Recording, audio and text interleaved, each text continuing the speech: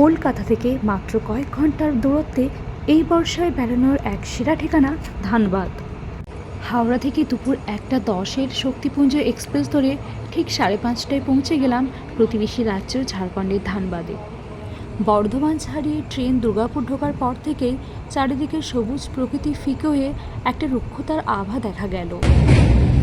Train Barakar নদী পার করতেই আমরা প্রবেশ করে গেলাম ঝাড়খণ্ডে। এভাবে আড্ডা মারতে মারতে আমরা পৌঁছে গেলাম আমাদের গন্তব্যে। সেদিন রাতটুকু হোটেলে কাটিয়ে পরের দিন একদম সকাল 6টায় আমরা বেরিয়ে পড়ি। গাড়ি আগের দিন রাত্রেই বুকিং করে রাখা ছিল। ব্রেকফাস্টটাও আমরা রাস্তাতেই করে নিয়েছিলাম। আমাদের প্রথম গন্তব্য উশ্রী জলপ্রপাত। ধানবাদ থেকে উশ্রীর দূরত্ব প্রায় 55 কিমি। তবে এতদূর জার্নিটা মোটেই বোরিং ছিল না। ক্রমশ শহর ছাড়িয়ে আমরা ঢুকলাম গ্রামের পথে। তারপর টুন্ডি পাহাড়ের মধ্য দিয়ে জঙ্গল হয়ে আমরা এগিয়ে চললাম। মাঝখানে পড়ল এলিফ্যান্ট করিডোর। ড্রাইভার দাদা বললেন বছরের নির্দিষ্ট সময়ে এখানে হাতি পারাপার করে।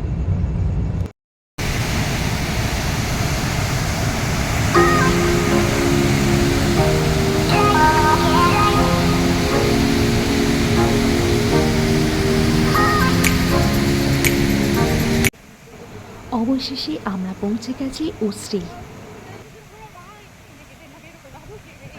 উশ্রী নদীর ঝর্ণা দেখতে যাব। দিনটা বড় বিশ্রী। শুনছ বজ্রের শব্দ? শ্রাবণ মাসের বাদলা। উশ্রীতে বান নেমেছে। জলের স্রোত বড় দুরন্ত, অবিশ্রান্ত ছুটে চলেছে। You know just what you do to me. Play my emotions like a pair of puppet strings. Did it ever occur to you my heart's more than a toy? উশ্রীকে বিদায় জানিয়ে আমরা চললাম তোপচাঁচি লেকের দিকে।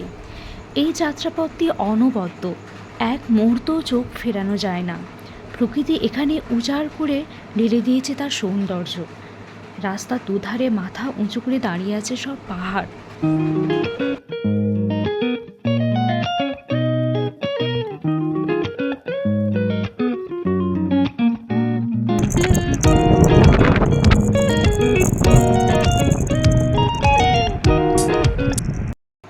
এত সুন্দর ল্যান্ডস্কেপ দেখতে দেখতে আমরা যখন এগোচ্ছি, ড্রাইভার দাদা জানালেন তোপচাঁচি লেক এখনও প্রায় অর্ধেকটা পথ বাকি।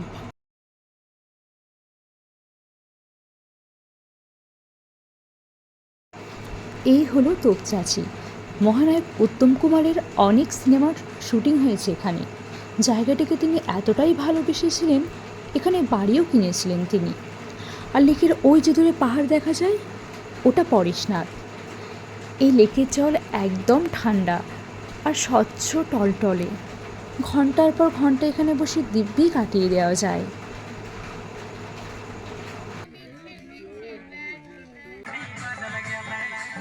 জাস্ট ইমাজিন এরকম একটা পরিবেশ আর এরকম গান।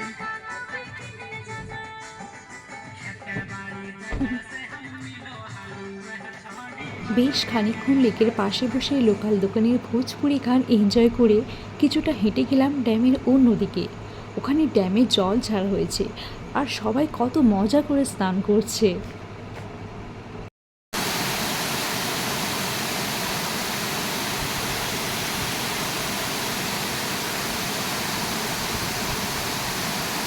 এরপর মহানায়ক উত্তম কুমারের বাড়ি দেখে আমরা চললাম ভাটিন্ডা ওয়াটারফলের দিকে। পথেই সেরে নিলাম লাঞ্চের ঝামেলা।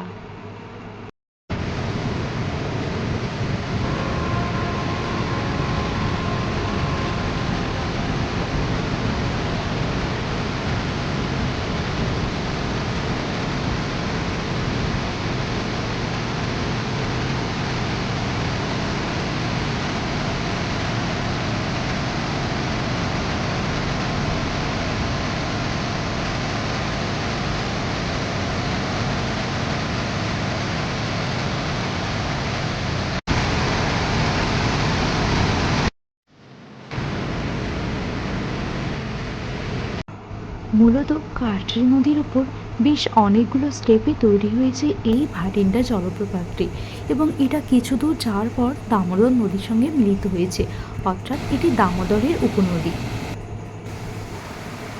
ভাটিন্ডা থেকে ধানবাদ প্রায় 18 কিমি। সুন্দরী ভাটিন্ডাকে বিদায় জানিয়ে আমরা চললাম হোটেলের উদ্দেশ্যে। পথেই দেখে নিয়েছিলাম কয়লা খনি আর রামরাজ মন্দির। ধানবাদ থেকে বিকেল 4টে কুড়ির ব্ল্যাক ডায়মন্ড এক্সপ্রেস ধরে আমরা সেদিনই ফিরে এসেছিলাম কলকাতা। এই ট্রিপে আমাদের জনপ্রতি খরচ পড়েছিল প্রায় 3000 টাকা।